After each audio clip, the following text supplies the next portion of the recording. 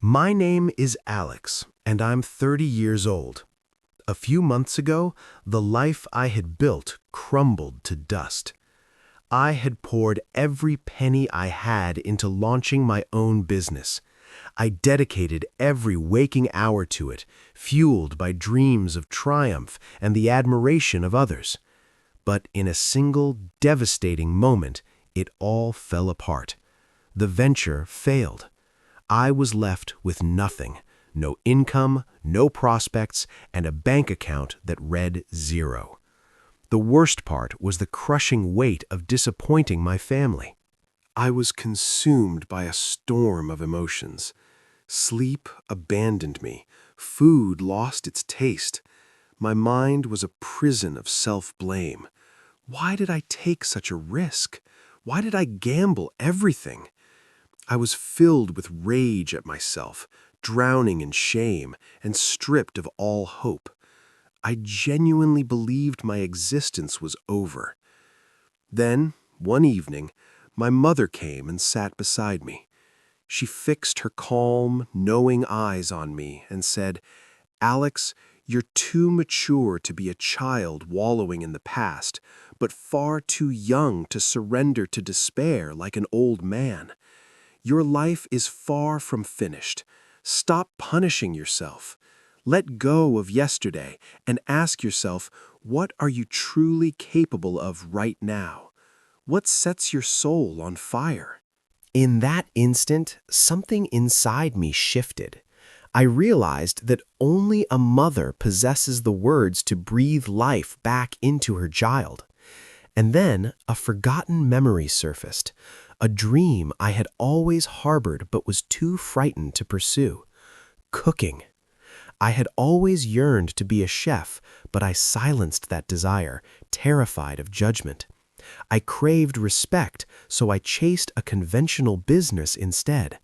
But now, with nothing left to safeguard, it was time to chase my true passion. However, a major obstacle stood in my way.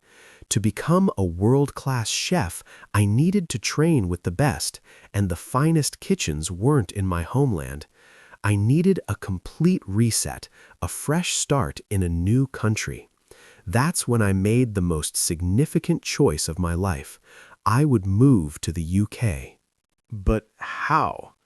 I had no funds, no job prospects, zero English ability, and no blueprint for success.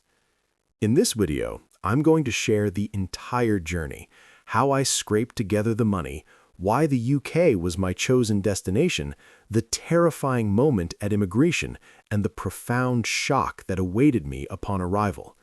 Keep watching. This story might just transform your perspective. Initially, I weighed my options. The USA was prohibitively expensive. Australia felt impossibly remote. But the UK, specifically London, seemed perfect. It boasted legendary restaurants, a deep and diverse food scene, and crucially, a pathway to a work visa. I spent countless hours researching and discovered the UK's skilled worker visa, designed for foreigners with a job offer. But I hit another wall. My English was poor. How could I possibly pass an interview or function in a fast-paced English-speaking kitchen? I knew I had to learn the language quickly. And then there was the matter of money. I was completely broke. So I devised a three-part plan. First, I eliminated every non-essential expense. No more restaurant meals, no unnecessary purchases. Every single coin became precious. Second, I took any work I could find, landing a job washing dishes and assisting in a local cafe. It wasn't glamorous, but it provided a small income. Third, I sold everything I could part with: my old laptop, clothes I didn't wear, even my bicycle. Anything that could be turned into cash was sold. After 3 grueling months, I had finally saved enough for a one-way plane ticket and a tiny buffer for initial costs. It wasn't much, but it was enough to begin. The day of departure arrived. Standing in the airport, clutching my ticket, my heart hammered against my ribs. This was my first international flight, and I was terrified. My first real test came at the immigration counter. The officer asked me a question, but his English was incomprehensible to me. When he repeated it, I panicked. My palms went slick with sweat. I fumbled for words, managing only a shaky, "Sir, can you repeat that?" After a tense pause and a hard look, he stamped my passport. I was through, but the encounter was a brutal wake-up call. If I couldn't grasp basic airport English, how would I possibly navigate London or become a chef? I realized on the spot that mastering English wasn't just important, it was essential for survival. On the plane, I made a solemn pledge. I would dedicate myself to learning English with fierce determination. But how? With no money for courses. I had to find a way to teach myself. Landing at Heathrow Airport, I was hit by a wave of both exhilaration and dread. I was finally in the UK, but nothing prepared me for the cultural shock. The terminal was a sea of signs, all in English. People rushed past, speaking at machine gun speed in accents I couldn't place. At immigration, the officer's question, "What's the purpose of your visit?" left me flustered. I guessed, "Tourist." He frowned. "Tourist? How long are you staying?" I froze, unsure how to answer about my work visa without a job. "Sir, do you speak English?" he asked. I nodded, but inside I knew the painful truth. Not well enough to survive here. He stamped my passport, and I was officially in the UK.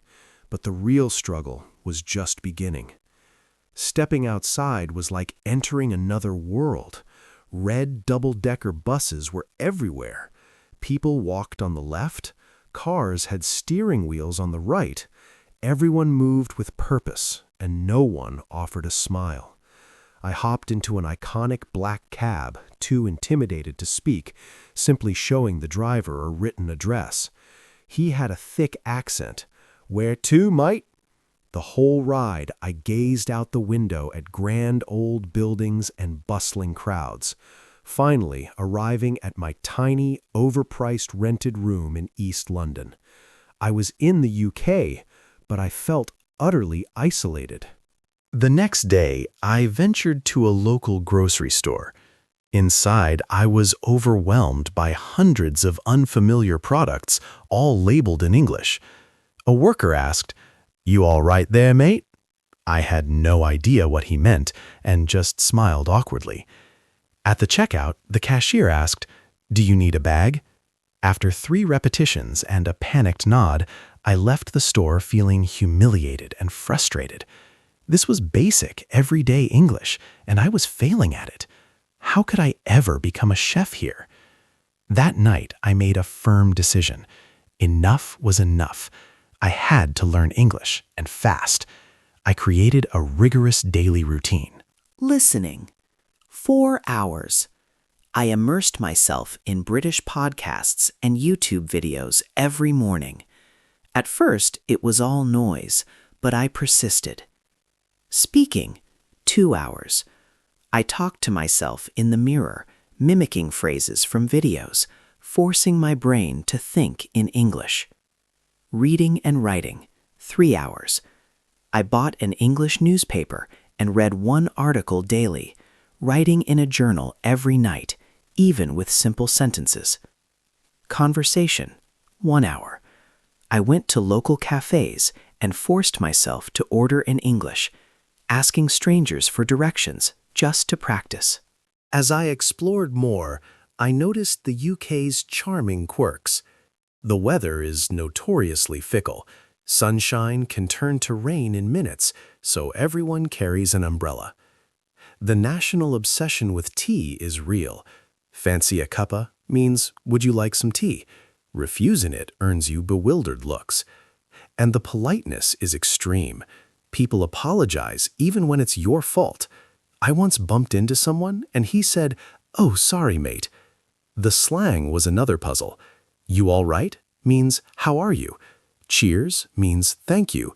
And "It's proper cold" means "It's very cold." One day, I visited a bakery and pointed at something called a scone. The lady smiled.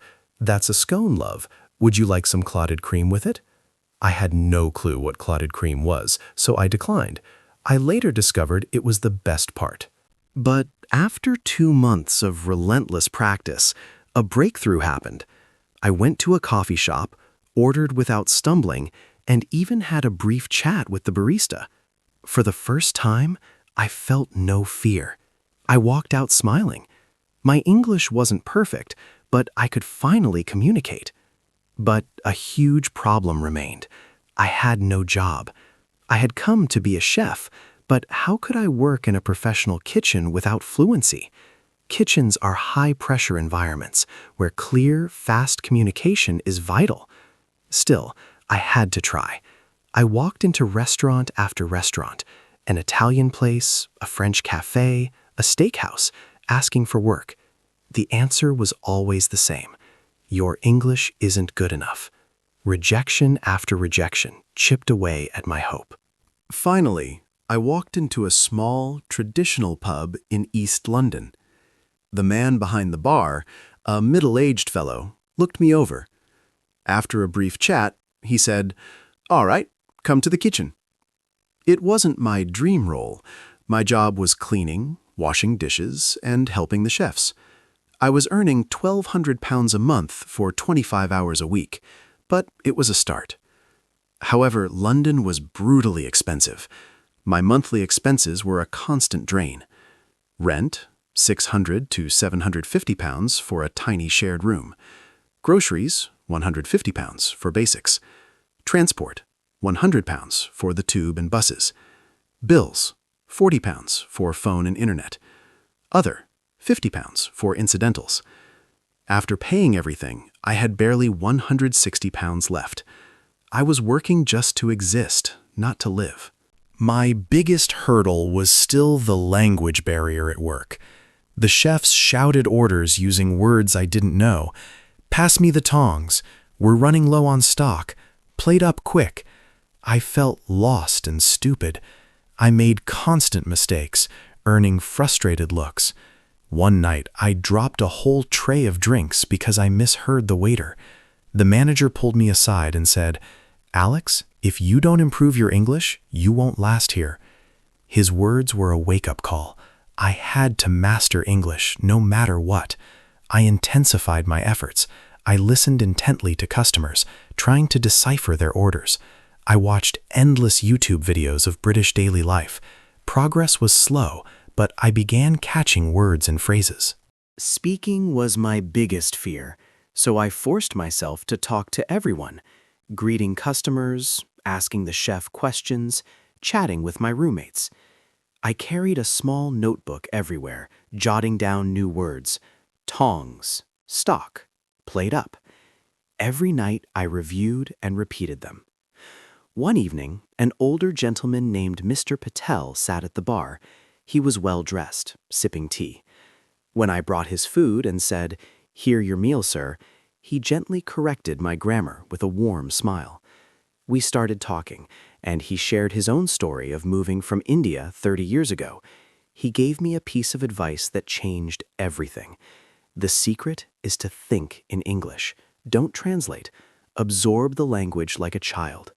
From that moment, I stopped translating in my head. When I saw an apple, I thought, apple. I narrated my day in English, even if just in my mind. It was difficult, but slowly it became natural. Weeks later, a customer asked, "Hey mate, where are you from?" And I replied smoothly, "I'm from Brazil, but I live in London now." He smiled and said, "Nice, your English is really good."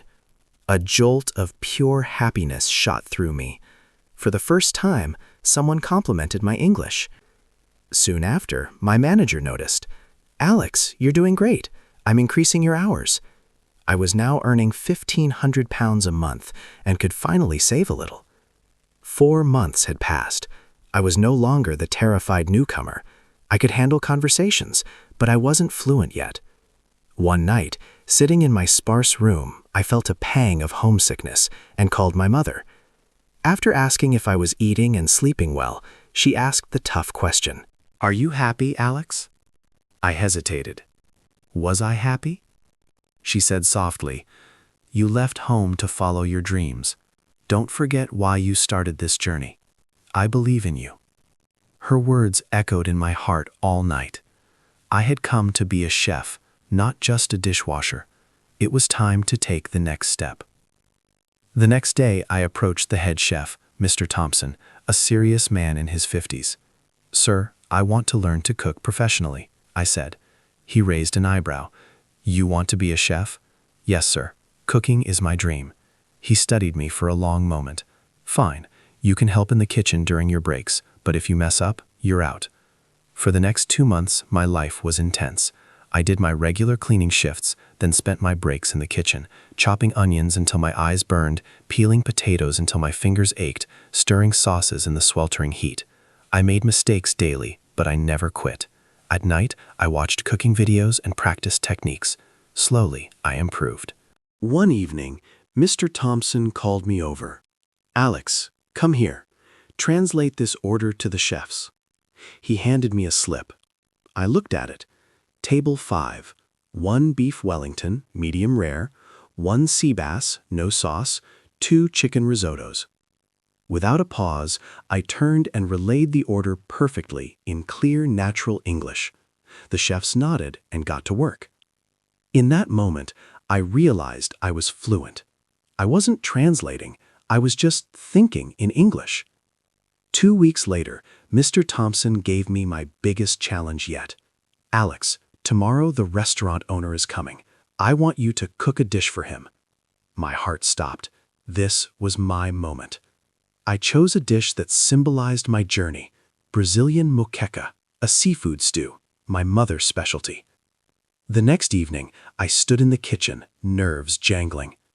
I poured every ounce of my being into that dish. When it was ready, I placed it before the owner. He took a bite, then another. He looked up and said, "This is incredible."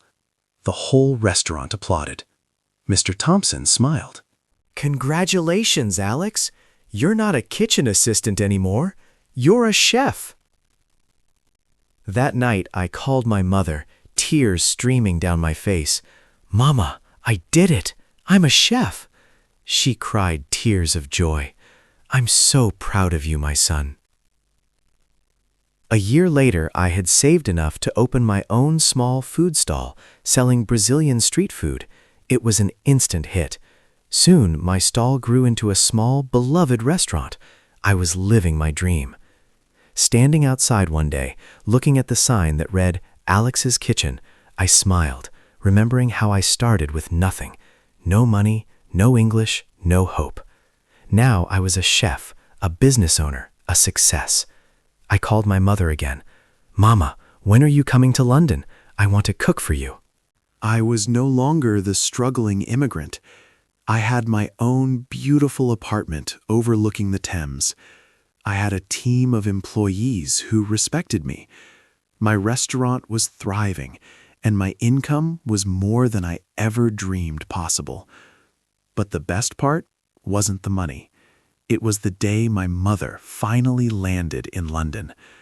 I ran to her at the airport and held her tight, never wanting to let go. She looked at me, tears in her eyes, and whispered, "You did it, Alex." I took her to my restaurant, sat her at the best table, and personally cooked her a feast of moqueca. She took one bite, smiled, and said, "This is the best food I've ever tasted, son." Tears filled my eyes as she looked around at my staff, the happy customers, and the sign with my name. Then she said, "I always knew you would make it. I was just waiting for you to believe it too." If I can do it, so can you. Here's exactly how I became fluent. Speak daily, even if it's broken. Don't wait for perfection. Talk to yourself, to shopkeepers, to anyone. Cultivate English thoughts. Stop the translation habit. See an object and name it directly in English. Master phrases, not just isolated words. Learn go for a walk, not just go. Read aloud every day. It builds pronunciation and confidence. Just 15 minutes a day helps. Mimic movie dialogue. Pick a scene, listen, pause, and repeat exactly like the actors. Keep a vocabulary notebook. Jot down new words and use them in 5 sentences the same day. Find a conversation partner. Join online groups or talk to English speakers in real life. Set yourself English challenges. Try an English-only day or watch a film without subtitles. Embrace mistakes. They are proof that you are learning. People admire the effort. Be consistent and never surrender. Language learning is a marathon. Practice a little every day, and you will see results. If you're watching this, know that your dreams are within reach. You might feel lost, not good enough, or unlucky right now. But I was once just like you, with nothing but a belief in myself, and that belief changed my life. If you want fluency, you can achieve it. If you want success, you can attain it. If you want to transform your life, you can do it. But you have to start today. Not tomorrow, not next week, today. Because one day, you'll look back and say, I did it. And trust me, that moment is worth every struggle. Did this story resonate with you? Drop a comment and tell me your dream. And don't forget to subscribe for more incredible stories.